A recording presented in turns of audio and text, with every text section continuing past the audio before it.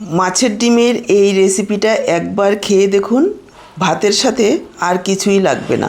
মাছের ডিম অনেকের কাছে গন্ধ লাগে, এইভাবে রান্না করলে একটুও গন্ধ লাগবে না। একেবারে ঘরোয়া মশলায় রান্না করব, রান্নার পদ্ধতি পুরোপুরি আলাদা। মাছের ডিমের হাজারো রকম রেসিপি খেয়েছেন, আজকের রেসিপিটা দেখে যদি একবার বানিয়ে খান, বারবার এভাবেই বানাবেন, সবাই আঙ্গুল চেটে খাবেন। আশা করছি আজকের এই মাছের ডিমের রেসিপিটা আপনাদের নিশ্চয়ই ভীষণ ভালো লাগবে।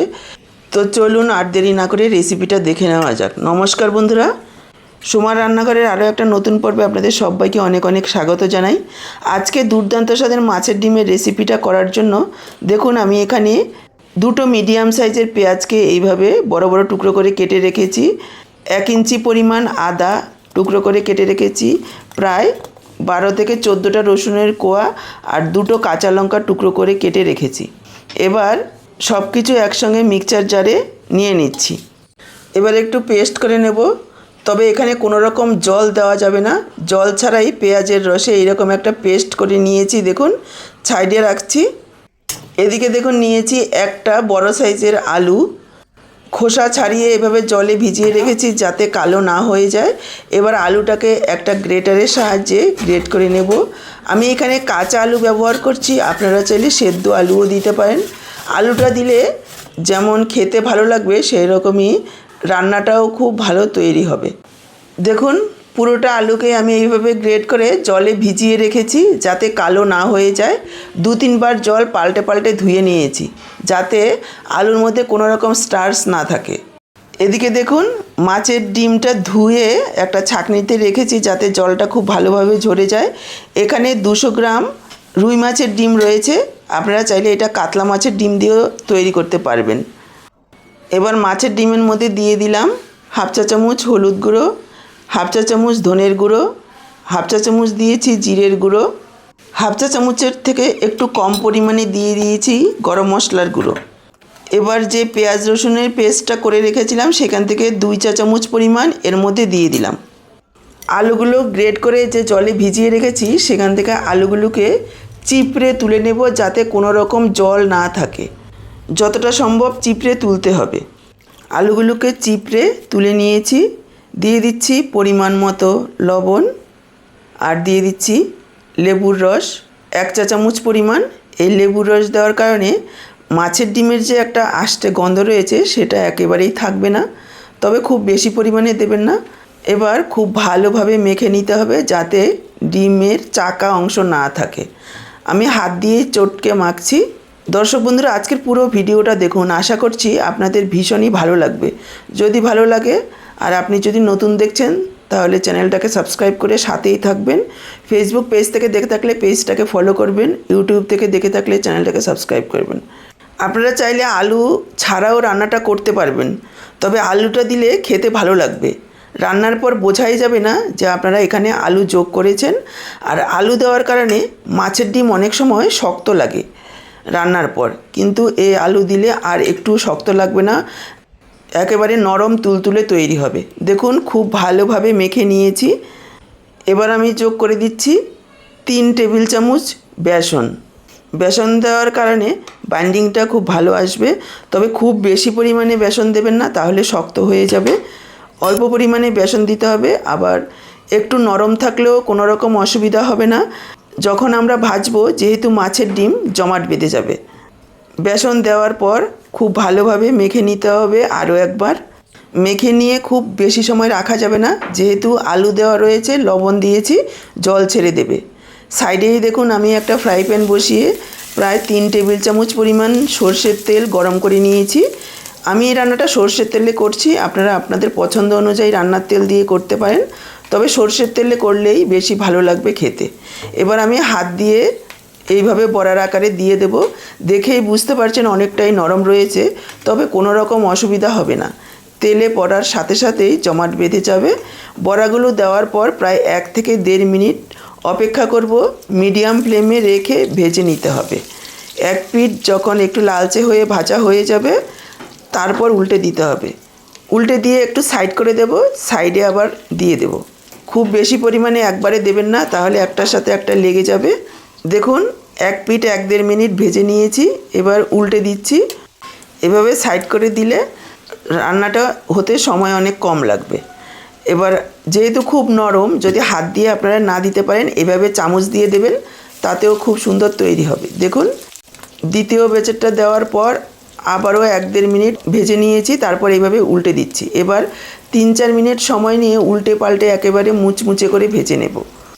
খুব বেশি মোটা করে দেবেন না, তাহলে ভেতর পর্যন্ত ভালোভাবে ভাজা হবে না। একটু পাতলা টাইপের দিলেই খুব ভালোভাবে ভাজা হবে, খেতে ভালো লাগবে। দেখুন, উল্টে পাল্টে একেবারে লালচে করে ভেজে নিয়েছি। এবার এক এক করে তুলে নেব যেগুলো প্রথমে দিয়েছি। এবার একইভাবে সবগুলো বড়া ভেজে নেব। এভাবে অল্প অল্প দেব, সাইড করে দেব আর উল্টে পাল্টে লালচে করে ভেজে নেব। দেখুন, প্রথমবারে যে তেল দিয়েছি সেই তেলেই ভাজা হয়ে যাচ্ছে, খুব বেশি একটা তেলও টানবে না।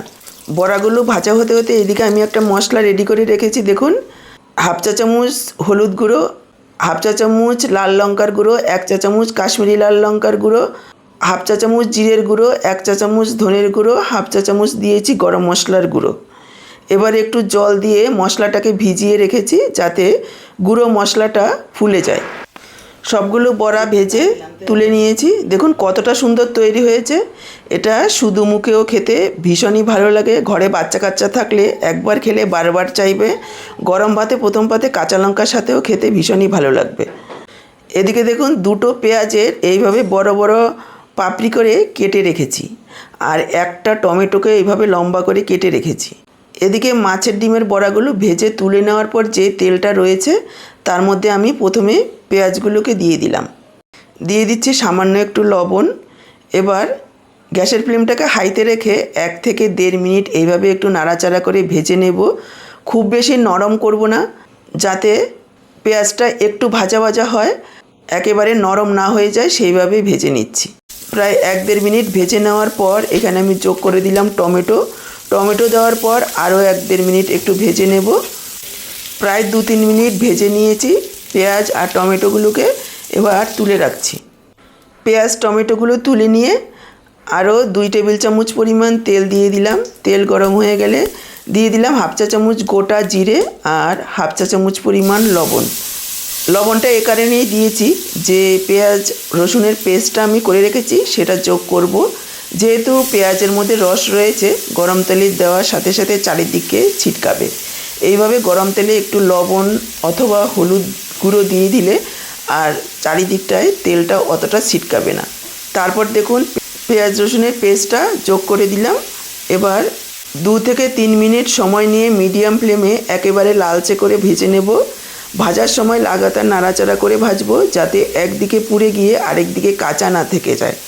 খুব ভালোভাবে ভেজে নিতে হবে যাতে কোনো রকম কাঁচা না থাকে। পেঁয়াজ রসুনের পেস্টটা খুব ভালোভাবে ভাজা হওয়ার পর এখানে আমি ভিজিয়ে রাখা মশলাটা যোগ করে দিলাম। মশলার প্লেটটা ধুয়ে অল্প পরিমাণে একটু জল যোগ করে দিলাম। এবার পুরো মশলাটাকে আরও 3-4 মিনিট সময় নিয়ে ভালোভাবে কষিয়ে নেব, যাতে কোনো রকম কাঁচা গন্ধ না থাকে। এখানে যত ভালোভাবে মশলাটা কষানো হবে ততই কিন্তু টেস্ট ভালো আসবে। নাড়াচাড়া করে নিয়ে ঢাকা দিয়ে দিচ্ছি। ঢাকা দিয়ে কষাবো। দেখুন, ঢাকা দিয়ে 3-4 মিনিট মশলাটাকে খুব ভালোভাবে কষিয়ে নিয়েছি। তবে মনে হচ্ছে আরও একটু কষিয়ে নিলে ভালো হবে। মশলাটা যেহেতু একটু শুকনো হয়ে গেছে, এইভাবে অল্প পরিমাণে একটু জল দিয়ে মশলাটাকে আরও কিছুক্ষণ কষিয়ে নেব। তবে এখানে কিন্তু গরম জল দিয়েই কষাতে হবে, ঠান্ডা জল দিলে টেস্ট ভালো আসবে না। যদি তেলের পরিমাণ বেশি থাকে তাহলে আর জল দেওয়ার প্রয়োজন হবে না। একটু নাড়াচাড়া করে নিয়ে এখানে আমি যোগ করে দিলাম প্রায় 2 টেবিল চামচ পরিমাণ টমেটো সস। টমেটো সসটা দেওয়ার পর আরও কিছুক্ষণ নাড়াচাড়া করে নেব। এই টমেটো সসটা দেওয়ার কারণে মাছের ডিমের তরকারির টেস্টটা একেবারে আলাদা আসবে। দেখুন, টমেটো সস দেওয়ার পর আরও কিছুক্ষণ কষিয়ে নিয়েছি। এবার আমি যোগ করে দিচ্ছি জল। জলের পরিমাণ এমনভাবে দিতে হবে যাতে মাখো মাখো টাইপের হয়। খুব বেশি পাতলা ঝোল এটা কিন্তু ভালো লাগবে না। আর যেহেতু মাছের ডিম আবার বেসন দিয়ে বড়া করা হয়েছে, ঝোল কিন্তু অনেকটাই টেনে নেবে। সেই বুঝেই জলটা যোগ করবেন। আর খুব ভালোভাবে যদি বড়াগুলো না ভেজে তাহলে কিন্তু বড়াগুলো ভালো লাগবে না খেতে। আমি এখানে প্রায় 1.5 কাপ পরিমাণ জল যোগ করে দিয়েছি আর ঢাকা দিয়ে প্রায় 2-3 মিনিট ঝোলটাকে ভালোভাবে ফুটিয়ে নিয়েছি। তারপর দেখুন যোগ করে দিলাম ভেজে রাখা মাছের ডিমের বড়াগুলো দেওয়ার পর এইভাবে একটু উল্টে পাল্টে দেবো যাতে চারিদিকে ঝোলটা খুব ভালোভাবে লেগে যায়। বড়াগুলো মিশিয়ে নেওয়ার পর এখানে আমি যোগ করে দেবো ভেজে রাখা টমেটো আর পেঁয়াজ। আরও একবার মিশিয়ে নিয়ে ঢাকা দিয়ে মিডিয়াম লো ফ্লেমে 4-5 মিনিট রান্না করে নেব যাতে করে সব কিছু খুব সুন্দরভাবে সেদ্ধ হয়ে যায়। দেখুন ঢাকা দিয়ে 4-5 মিনিট রান্না করে নিয়েছি। এবার দিয়ে দিচ্ছি 1/2 চা চামচ গোলমরিচের গুঁড়ো আর কিছুটা ধনেপাতা কুচি। আরও একবার খুব ভালোভাবে মিশিয়ে নেব আর গ্যাসটাকে অফ করে ঢেকে রেখে দেব 5 মিনিট। 5 মিনিট পর দেখুন আমি পরিবেশন করে দিচ্ছি। একেবারে তৈরি আমাদের দুর্দান্ত স্বাদের মাছের ডিমের মশলা কারি।